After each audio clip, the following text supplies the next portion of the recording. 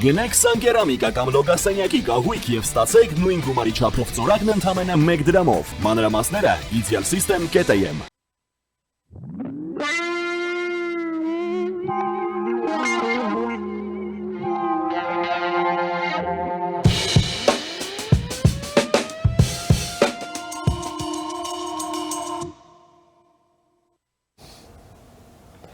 Շարունակում ենք մեր թողարկումը, առաջին լրատվականի եթերում կրկին Մեհրաբյան օնլայնն է, ես Ռուբեն Մեհրաբյանն եմ։ 5 տարի է, ինչ ավարտվել է 44 օրյա պատերազմ, որը Հայաստանի վրա շատ ծանր նստեց, Հայաստանը շատ ծանր գին վճարեց այդ ամենի համար, շուրջ 4000 երիտասարդներ զոհվեցին պատերազմում հանուն Հայաստանի անկախության։ Այս անցած հետպատերազմյան ժամանակաշրջանը նշանավորվեց նաև նրանով, որ Հայաստանը ուղղակի ստիպված էր փոխել իր ողջ արտաքին քաղաքական պարադիգմը եւ առաջնահերթությունները։ Եվ իշարս այդ փոփոխությունների տեղի ունեցավ նաև հստակեցում Հայաստանի Եվրամիության ուղղությամբ արվող քայլերի համար, իսկ ինչ է արվել։ Ըստ էության Հայաստանի հասարակության մեջ տեղի ունեցել ընկալումների գիտակցության մի պատմական բեկում, երբ Ռուսաստանը, որը 200 տարի դա հայ գրականության միջով էլ այսպես կարմիր թելով է անցնում այդ երախտագիտությունը Ռուսաստանի նկատմամբ, են օրհնվի են Սահաթը եւ այլն, այդ ամենը ուղղակի արդեն մնաց անցյալում։ Նոր գլուխ է բացվում հայոց պատմության մեջ եւ Հայաստանն իր ապագան տեսնում է Եվրամիությանը լիիրավ անդամակցության մեջ։ Սակայն այդ ճանապարհը շատ փշոտ է եւ փշոտ է լինելու։ Եվ Հայաստանը միայն առաջին քայլերն է սկսել անել այդ ուղղությամբ։ Միևնույն ժամանակ մենք տեսնում ենք այն պատմական փոփոխությունները, որոնք տեղի են ունենում ոչ միայն հարավային Կովկասում, այլև կենտրոնական Ասիայում, եւ Արևմուտքը վերակառուցելով իր շահերը վերաձևակերպելով արդեն նոր իրողությունների պայմաններում, իսկ այդ իրողությունների առանցքային մասը կազմում է Ռուսաստանի ներկայիս վիճակը, Ռուսաստան, որը համարում էր այս տարածաշրջանները իր հետնաբակը, այս վակուումը պետք է լցվի։ Ոմանք սա կոչում են, որ Ռուսաստանին դուրս են հանում այստեղից, Ռուսաստանն ինքն է իրեն դուրս հանել այստեղից եւ ոչ միայն այստեղից, այլև ամեն տեղից, որտեղ նա կար իր սահմաններից դուրս, որովհետեւ այն բարոյաքաղաքական ֆիասկոն, որի մեջ գտնվում է Ռուսաստանը, այլ ելք չէր ենթադրում։ Եվ ահա այս նոր պայմաններում բնականաբար Եվրամիությունը եւ Եվրամիության առաջատար երկրները, ինչպիսին Ֆրանսիան է, Գերմանիան է, եւս վերակառուցում են իրենց քաղաքականությունները թե Կենտրոնական Ասիայում, թե Հարավային Կովկասում։ Եվ շատ կարևոր է, որպեսզի Հայաստանը համարժեք լինի այս փոփոխություններին նաև այս համատեքստում, քանզի Եվրամիությունը հայտնի պատճառներով ոչ միայն արժեբանական, այսպես տեսանկյունից է իր առաջնահերթությունները կառուցում մեր տարածաշրջանում, այլև այո չոր ռազմավարական եւս, դիտարկելով մեր տարածաշրջանը որպես հարավ-արևելյան Եվրոպա։ Փորձենք հասկանալ, գնահատել քաղաքական պահը եւ փորձել հասկանալ նաև այդ միտումները, որոնք ըստ այդմ ուրվագծվում են։ Եվ այդ նպատակով ես մի հարգարժան հյուր եմ հրավիրել մեր տաղավար Ֆրանսիայի մայրաքաղաք Փարիզից, մեր հյուրն է իրավագետ, նախկին դիվանագետ Վաներ Հարությունյանը։ Բարև եք եկել, պարոն Հարությունյան, ուրախ եմ ձեզ տեսնել նորից, շնորհակալ եմ, որ ընդունեցիք հրավերս։ Շնորհակալ։ Եվ ուրեմն 5 տարի է անցել, պարոն Հարությունյան, այս 5 տարին այս տուրբուլենտ աշխարհում դա շատ երկար ժամանակ է, Եվ ահա ունենք մի քաղաքական պահ, ունենք օգոստոսի 8, ունենք համաձայնություններ, ունենք նաև հենց այս համատեքստում սրա շուրջ եւս այսպես նիզակներ են կոտրվում, ունենք նախընտրական համատեքստ, քաղաքական պահը ձևավորում են ահա այս նշածս տարրերը եւ ոչ միայն դրանք ձեր գնահատականը համեցեք։ Մակարություն։ Իհարկե 44-րդ պատերազմից հետո 2020 թվականի Հայաստանի արտաքին քաղաքականությունը պետք էր եւ դա ճիշտ էր ուրվագծել իր իրական նախընտրությունները եւ առաջնահերթությունները արտաքին եւ ներքին քաղաքականության մեջ եւ տեսնում ենք դանդաղ, սակայն որոշակի արդեն կոնկրետություն, հստակություն ինչ եմ ասում դանդաղ, որովհետև ամեն դեպքում ֆրուստրացիան շատ էր հասարակության, նաև քաղաքական էլիտայի եւ այլն, բայց ներկայումս մենք տեսնում ենք կարևոր եւ դրական ազդակներ արևմուտքից, Եվրամիությունից, որի պահը ինչպես ճիշտ ընդգծեցիք, չի կարող Հայաստանը կամ Հայաստան նման այլ երկիր դա բաց թողնել կամ ոչ պատշաճ ձևով դրան ուշադրություն դարձնել։ Ուստի նախադրյալները ստեղծում են երկու ստեկ, երկկողմ, նկատի ունեմ նաև Հայաստանի կողմից են ստեղծում այդ նախադրյալները գնալ դեպի դրան, բայց երկար ճանապարհ է մեզ սպասվում։ Ինչևէ, ենթատեքստը ինչպես գիտենք տարբեր են եւ ներքին կյանքում, քաղաքական կյանքում 2026 թվականը բավականին լարված տարի է քաղաքական առումով, կարելի ասել, ճիշտ հագեցած լինելու, ուստի պետք է հստակ լինեն նաեւ քաղաքական մեսիջները ներքին եւ արտաքին խաղացողների համար, որպեսզի այս ձգտումները, այսպես ասած քայլերը դեպի արևմուտք, դեպի եվրոպական ինտեգրացում, քանի որ դրանից ավելի ռեալ ու իրական, այսինքն տարբերակ չկա Հայաստանի եւ տարածաշրջանի ներկայիս իրավիճակում, պետք է որպեսզի այդ քայլերը լինեն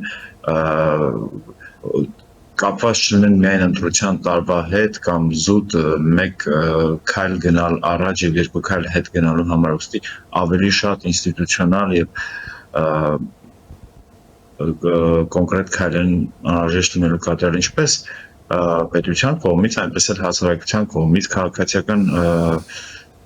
հասարակության կողմից, ուստի բոլորը շատ անելիքներ ունենք, սկսած կրթական եւ այլ ոլորտներ, բոլոր ոլորտները մեր կյանքի ոլորտներում կատարել համամասնորեն բարեփոխումներ, իրական նպատակների ուղղված բարեփոխումներ։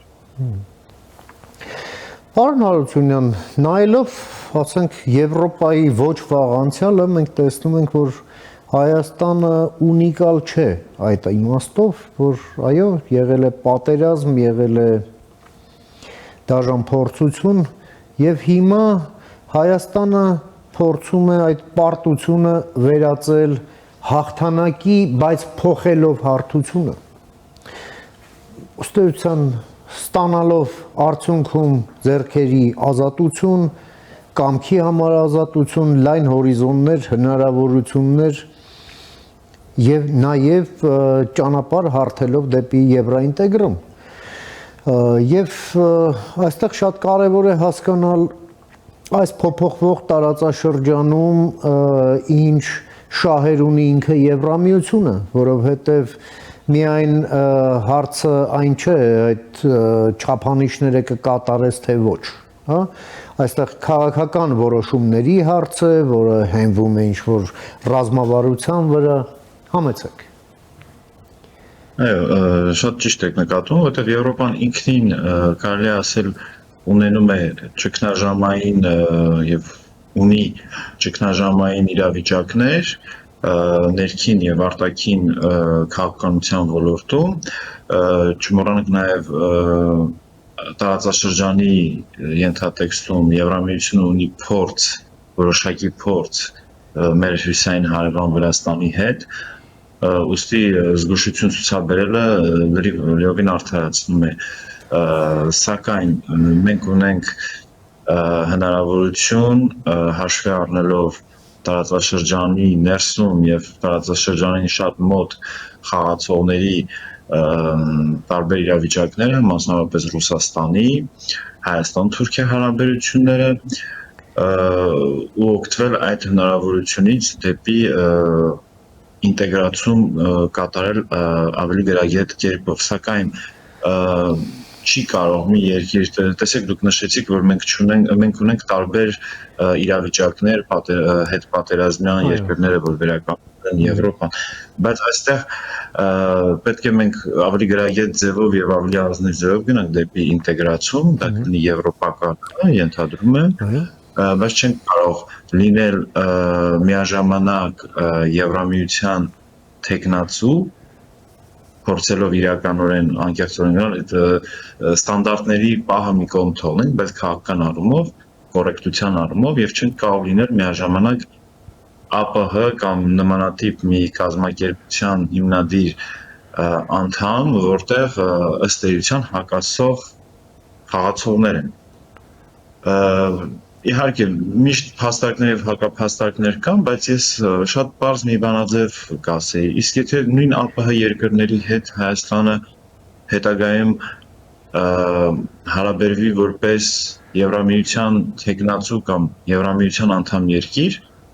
ավելի արտոնյալ կարգավիճակ ունենա, քան թե ներկայումս որպես Սա փակագծերի մեջ ԱՊՀ-ն վերեցի օրինակ, բայց ավելի լուրջ հարցեր կան մինչև ԱՊՀ-ն ինտեգրման ճանապարհին, եվրոպական ինտեգրման ճանապարհին։ Ուստի մեր կողմից չեմ կարծում, որ չկա այդքան գրագիտություն, բայց չկա այդ ցանկությունը երևի ավելի շատ ինտենսիվացնել։ Ուստի պետք է մեր կողմից ցուցաբերվի հստակ մոտեցում Հայաստանի Հանրապետության կողմից։ Տեսեք, Վրաստանում ժամանակին ստեղծեցին եվրոպական հարցերով նախարարություն, քարտուղար կար, որը նախարարի կարգավիճակ ուներ, եվրոպական ինտեգրացիոն հարցերը կենտրոնացված էին եւ այլն։ Դեռևս Հայաստանում այդպիսի միտումներ ես չեմ նկատում, եթե սխալվում եմ, խնդրում ինձ ուղղել։ Ուստի մենք պետք է ինստիտուցիոնալ ու քաղաքականության առումով կատարենք բավականին փոփոխություններ դեպի հստակ ինտեգրացում, որը պահանջում է բավականաչափ ներդրում նաև ոչ միայն նյութական առումով ներդրում, այլ ժամանակի, էներգիայի եւ ռեսուրսների, մարդկային ռեսուրսների։ Ներկայումս դա չենք տեսնում, բայց պետք է արդեն սկսել աշխատել դրա շուրջ։ Պարոն Հարությունյան, պաստորեն այս օրենքն էլ ընդունվեց, բայց ինչպես դուք եք նշում, այսպես մնացորդային սկզբունքով է, հա, ոնց որ թե այդ քաղաքական մասը գնում, իհարկե գնում է առանց վիզաների ռեժիմի հաստատման շուրջ բանակցությունները, Հայաստանին տրվել է ճանապարհային քարտեզ, այսպես ասենք պարզ ավելի տնային աշխատանք, թե ինչ պետք է անի Հայաստանը առանց վիզաների ռեժիմ ստանալու համար, բայց երբ նայում ենք ցանկ այդ միջոցառումների, սա ըստ էության եվրոինտեգրման ուղղված շատ հստակ քայլեր են։ Նաև այստեղ հարց է առաջանում, ավելի ճիշտ երկու հարց։ Ռազմավարական առումով ինչ է պատրաստ Եվրամիությունը ներդնել մեր տարածաշրջանում Հայաստանի համար այս անցումը, այս շրջադարձը, ռուսական այս կառույցներից դուրս գալու process-ը հնարավորինս, այսպես ասենք, ոչ շոկային հունով տանելու համար, որովհետև ցանկությունը ցանկություն, բայց կարողությունն էլ կարողություն, համեցեք։ Ինքնին արդեն պատշաճ կատարումը կտա հնարավորությունների ընդարձակում միջմարտկային շփումների համար։ Բացի նրանից, որ եվրոպական շուկային ավելի մոտ կդառնա հայկական տնտեսությունը, այն իմաստով միայն զբոսաշրջությունը վերցնենք, բավականին կզարգացնի տնտեսությունը, դա անուղղակիորեն Եվրոպայի կողմից առաջարկվող, այսպես ասած, արտոնություն չասեմ, բայց ճակերտավոր արտոնություն, դա մեկ։ Հայաստանի Հանրապետության քաղաքացիների համար Եվրոպայի հետ կապն ապահովել եւ ավելի արագ ունենալ այդ նաեւ տնտեսական փոխշփումները, դա նույնպես առավելություն, որտեղ գիտենք, որ աշխարհի մյուս մասը երրորդ երկրներ, այսպես ասած, մեծ խնդիր ունեն դեպի եվրոպական շուկա, որպես նույնիսկ զբոսաշրջիկ այցելելու համար։ Բացի դրանով նաև անուղղակիորեն ուրիշ հնարավորություն է տրվում, այսպես ասած, հասարակությանը հասկանալու Եվրոպա մատչելի, Եվրամիություն ունենալու մատչելիություն, մուտք գործելու տարբեր երկրները մատչելիություն ունենալու, նաև համեմատելու որոշակի բան ունենալու, հետագայում այդ ինտեգրման որոշումը, որպեսզի հասարակությունը ինքնուրույն որոշի արդյոք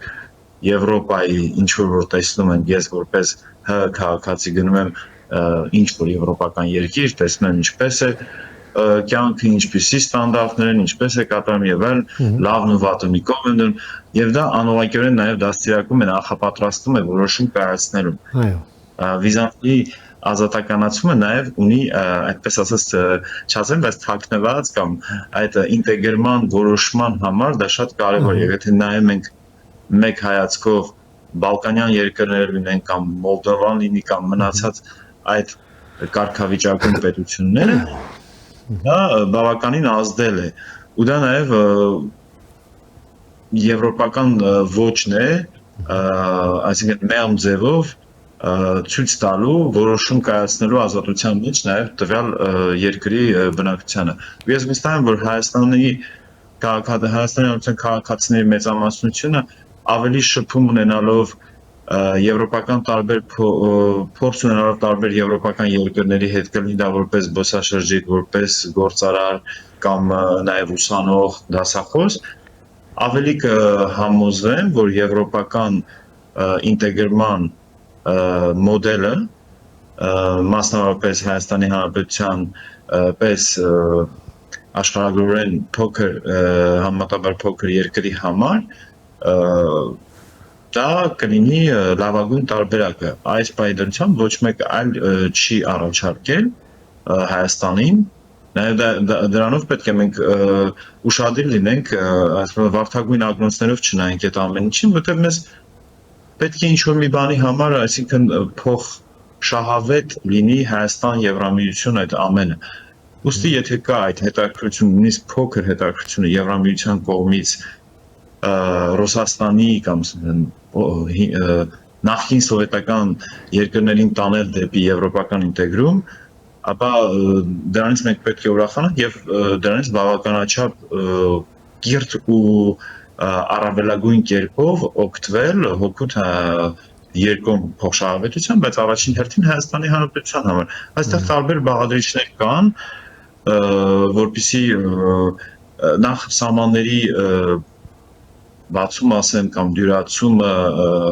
ազատականացումը աստիճանական լինի, սահմանների փոխանակումը տնտեսական դյուրացում լինի տարածաշրջանում, որից հետո նաև դա Եվրոպայի համար տնտեսական հետաքրքրություն կներկայացնի, ինչպես կենտրոնական Ասիայից դեպի Եվրոպա, այնպես էլ հարավային Կովկասից, Սևծովյան ավազան եւ այլն, որպեսզի այդ հին, այսպես ասած, հետնամաս համարվող նախկին սովետական երկրները հարավային Կովկասի ռուսական ազդեցությունից նաև տնտեսական առումով կարողանան աստիճանաբար կտրվել։ Դա նաև քաղաքական առաջնահերթ նպատակներից մեկն է Արևմուտքի Եվրամիության։ Պարոն Հարությունյան, մի այսպիսի ինձ կոնկրետ հարց, հիմա նոյեմբերն է եւ 6 ամսից Հայաստանում հավաքվելու են Եվրոպայի բոլոր առաջնորդները, այսպես ասենք, մեծ Եվրոպայի, հա, որովհետեւ ոչ միայն Եվրամիության, այլև Եվրամիության Եվրախորհրդի անդամների աշխատանքությամբ, այո։ Եվ Հայաստանը Եվրամիության հետ իր հարաբերությունների այսպես բովանդակության առումով այս պահի դրությամբ ունի այն ինչ ունի։ Ինչ եք կարծում, մինչև այդ գագաթնաժողովը ինչ իրատեսական խնդիրներ Հայաստանը կարող է իր առջև դնել եւ լուծել, հա, որ այս պահին դեռ լուծված չէ, որպեսզի, այսպես ասենք, առավել ծանրակշիռ ձևով ներկայանա այդ գագաթնաժողովին, որը հավաքվելու է Երևանում, եւ այդ գագաթնաժողովը, այսպես ասենք, առավելագույն էֆեկտը տա Հայաստանի շահերի տեսակետից եւ դա չլինի մի իրադարձություն, որը ուղղակի, ասենք, հենց գագաթնաժողովից մի շաբաթ անց անցնի պատմության գիրկը եւ մոռացվի չթողնելով որևէ, այսպես ասենք, չոր մնացորդ։ Հա, ինչ խնդիրներ դուք տեսնում եք, որ իրատեսական կարող է Հայաստանը դնել իր առաջ, ընդառաջ այդ գագաթնաժողովի համաձայն։ Իհարկե, կարծում եմ այդ հարցը բոլորը հականելտայում հարցը առաջնահերթ հարցերից մեկն է։ Ես կարծում եմ, որ Հայաստանը, եթե ունենա այդ քաջությունը եւ պատրաստակամությունը, կարող է պաշտոնապես հայտարարել, որ սկսում է ինտեգրման նոր փուլ Եվրամիության հետ։ 6 ամսվա ընթացքում կարող են դրա մասին բավականաչափ ծանոթ թեթևան։ Դա մեկ։ Երկրորդը, Երևանի հռչակագիր ստորագրելը կարելի է նախապես արդեն սկսել դրա հետ կապված եվրոպական հիմնական քաղաքական ուղղությունների մասին ընդհանուր առաջնահերթությունները այն եւ առաջնահերթությունները բացի նշելուց նաեւ այն մարտահրավերները, որ նաեւ Հայաստանինն է եւ ամբողջ Եվրոպային է։ Դրա մասին կարելի է երկրորդ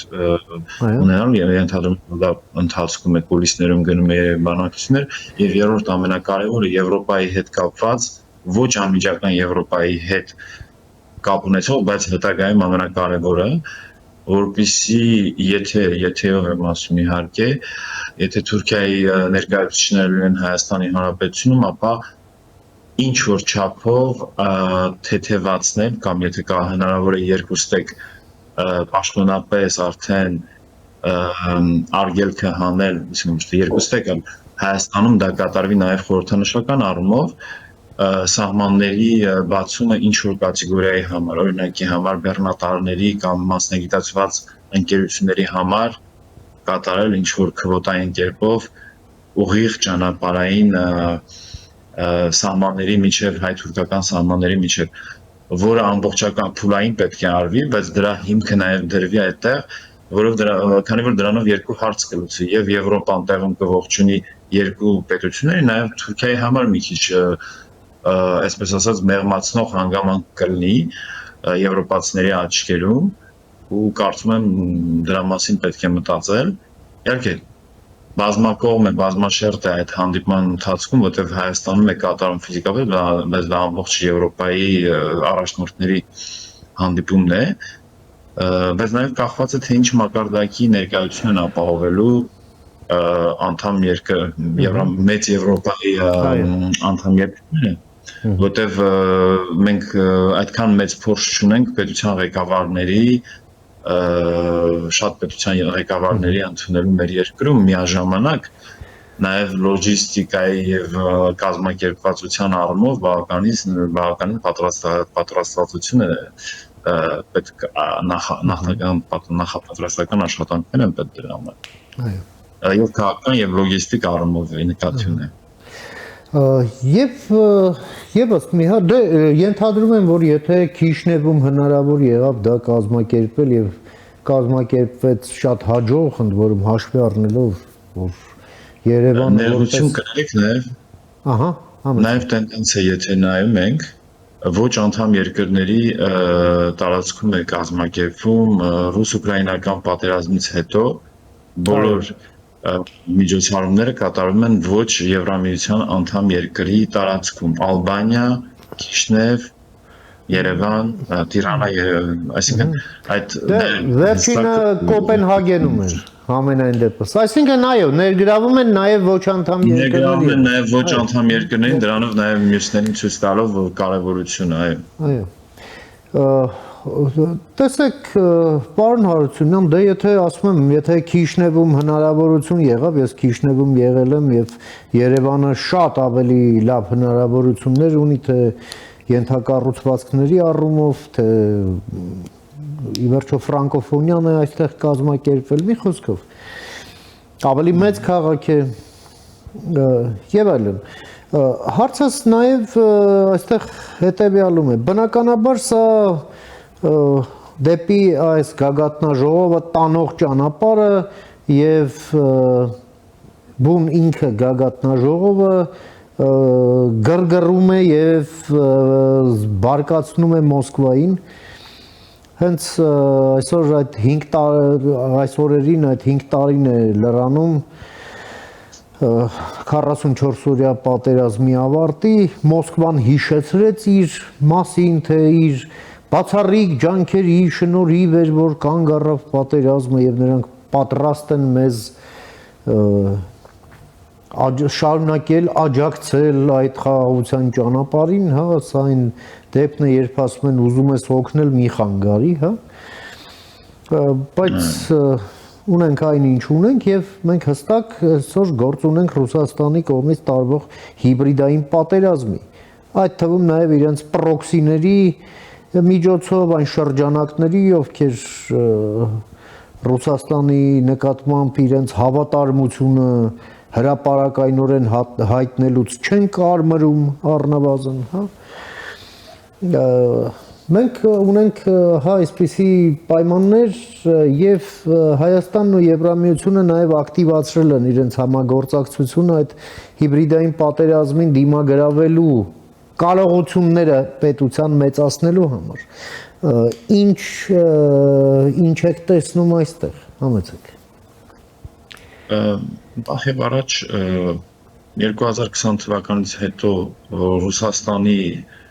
եւ Հայաստանի միջև հարաբերությունները կարծում եմ ոչ պատշաճ կլինի ասել որպես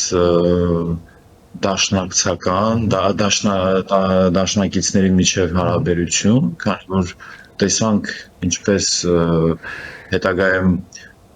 եղավ Արցախի կորուստը եւ այլն, պետք է ռեալ պոլիտիկից չհեռանալ, ուզային մակարդակում չմնալ, գիտեք, ես ինքս շատ եմ սիրում ռուսական գրականությունը, ռուսերեն լեզուն, հարգում եմ ռուս ժողովրդին,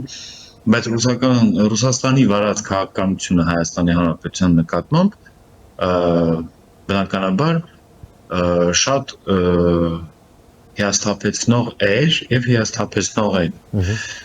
Գիտեք ինչն է նաեւ զարմանալի այստեղ, որ Ռուսաստանի նման մեծ երկիրը հստակ հաշվարկներ չի կատարել հետագա հնարավոր սցենարների եւ կորուստների մասին։ Այս պահին ինչ որ մենք տեսնում ենք, կարող է մի քիչ կոպիտ հունչ հնչի իմ ասածը, բայց Հայաստան-Ադրբեջան օգոստոսի 8 Վաշինգտոն Trip Trump ճանապարհներ, այսինքն ինչ է ստացվում, որ Ռուսաստանը զրկվում է հարավի իր ազդեցությունից եւ դեպի այն կողմը նաեւ դեպի մերձավոր արևելք ունենալու այն ազդեցությունը քաղաքական տնտեսական, որը ուներ ռազմաքաղաքական եւ այլն։ Այո։ Այսինքն, եթե մենք հիմա դրա մասին խոսում ենք, մի ամբողջ մի քանի 100 մարդ պետք է զբաղվեր դրա հնարավոր անալիզներով եւ մանևրերով, որի համար չեն արել երևի, թե որտեղ այս վիճակը ունենք։ Այսինքն մեղավորներ գտնելուց առաջ մտածեք առաջինը ում մեղքն է։ Իհարկե Հայաստանը ճիշտ է վարվում այն իմաստով, որ առճակատման չի գնա Ռուսաստանի հետ ու պետք է չի գնալ, բայց Հայաստանը ունի պետք է անվերապահորեն իր առաջնահերթությունները, իր անկախ սուվերեն պետության առաջնահերթությունները առանց որևէ պետության կամ պետության ղեկավարի անձի առաջ տանի, որքան հնարավոր է։ Եթե Հայաստանի Հանրապետությունը որոշել է, որ Եվրոպան եւ Եվրամիությունը դա նույնիսկ եթե դա ռիսկային ենք համարում, նույնիսկ եթե մտածում ենք, որ կարող է չկարողանանք, բայց պետք է փորձենք մինչև վերջ, որովհետև նույնիսկ այդ փորձը, եթե չստացվի, դա բավականաչափ բարեփոխումների հնարավորություն է Հայաստանի Հանրապետության եւ կառավարման տեսակի եւ հասարակության եւ ընդհանրապես տնտեսության բոլոր ոլորտների համար։ Եվ մինչև հիմա եթե նայենք ստատիստիկան, այսինքն հայերեն բառը մոռացա, վերլուծական այդ վերլուծությունները, վիճակագրությունը, այո։ վիճակագրությունը, շնորհակալություն։ Վիճակագրությունն նայենք Եվրամիության հետ գործ բռնած անդամ երկրները կամ մնացած ովքեր դարեր են արդեն անդամ երկրներ, բոլորը հասել են տնտեսական ստաբիլ կայուն իրավիճակի, դարձել են անդամ պետություններ, Բուլղարիան հիմա մտնում է եվրոզոնայի շրջանառության մեջ, եւ այսինքն տեսեք, նույն երկրները, որ նույն ժառանգությունն են ունեցել սովետական կամ այլևը, գնում են դեպի դրան, իսկ ինչու ոչ մենք հասկացա, ուզում են Ռուսաստանում ունենք մեծ համայնք, մեր քույրերն ու եղբայրներն են, ունեն իրենց տարբեր գաղափարներ եւ այլն։ Մենք ունենք կապեր տարբեր տեսակի Ռուսաստանի հետ։ Պարզ է, որ Ռուսաստանին չի անտեսելու Հայաստանի Հանրապետությունը որպես կարևոր գործընկեր, միջազգային եւ ռեգիոնալ տարածաշրջանային գործընկեր, բայց չի կարող մնալ, չզարգանալ ու սպասել, թե ինչ պիտի լինի, թե ինչ պիտի որոշեն իր փոխարեն։ Այստեղ է կարևոր, այդ պետք է ունենանք այդ հասունությունը եւ քաջությունը, որովհետեւ ասենք սա է մեր առաջնահերթությունը, սա ենք ուզում անել, նույնիսկ եթե գիտենք, որ վտանգ կա, որ կարող է չկարողանանք բավարարել այն ինչ որ մեզնից պահանջում է Եվրամիությունը։ Այստեղ նաեւ մեր ներքի խնդիրն է։ Մինչեւ մենք մեղադրենք X-Y պետության կամ պետության ղեկավարի, մենք ինքներս պետք է ունենանք հասուն, հստակ որոշում եւ գնալու։ Իհարկե, դիվանագիտությունը ստեղծված է եւ կա մանևրեր կատարելու համար, երբ որ հնարավոր է, բայց այդ մանևրերը չպետք է լինեն այնպես, որ հիասթափեցնեն ու ասեն, սա անլուրջ է։ Ես այդ վտանգն եմ տեսնում, որ մենք պետք է դա կանխարգելիչ կերպով, բոլորս ամբողջական կարգով, որպես Հայաստանի Հանրապետության քաղաքացի, որպես քաղաքական էլիտա, որպես քաղաքացիական հասարակություն, որպես լրագրող եւ այլն, որպեսզի դա հասունանա եւ այդ որոշումը արդեն հստակ կայացվի։ Հիմա ես ձեզ հարց եմ ուղղում, արդյոք դուք կարծում եք, որ Հայաստանի Հանրապետությունը հստակ որոշում է կայացրել եվրոպական ինտեգրման համար, գնալ դեպի Եվրամիություն։ Դա օրենք կա։ Օրենքը օրենք է, թղթի վրա, սևը սպիտակի վրա գրված է։ Բայց օրենքը մի բան է, որը պարտադիր է կատարման համար, պարոն Հարությունյան։ Այո, իսկ կատարման ձևերը, մեխանիզմների մասին ինչ է ասվում։ Մեխանիզմի մասին ոչինչ չի ասվում։ Իմ հարցին ինչ որ չափով պատասխանեցիք։ Դե ինչ, շատ շնորհակալ եմ։ Մենք կհետևենք դեպքերի ընթացքին, այստեղ այո, հստակություններ են պետք, այստեղ պլաններ են պետք, այստեղ ներկայացնել է պետք այդ ամենը եւ այդ ամենը նյութականացնել։ Միայն խոսակցություններով մենք ուղղակի տեղ չենք հասնի։ Լիովին համամիտ եմ ձեզ հետ, այո։ Դե դեպքերի ընթացքին հետևելով ձեզ եւս շարունակենք դիմել մեկնաբանությունների համար։ Մինչ նոր հանդիպում ամենայն բարիք, պարոն Հարությունյան։ Ամենայն բարիք ձեզ, շնորհակալություն։ Մենք զրուցեցինք մեր գործընկեր, իրավագետ, նախկին դիվանագետ Վաներ Հարությունյանի հետ Ֆրանսիայի մայրաքաղաք Փարիզից քննարկեցինք հարցեր կապված 5 տարի անց Հայաստանի եվրոպական առաջնահերթությունների ներկայիս ընթացիկ վիճակի հետ։ Այսօր թերևս այսքան հարգարժան տիկնայք եւ պարոնայք, կհանդիպենք արդեն վաղը, խաղաղություն եւ բարի նոց ձեզ։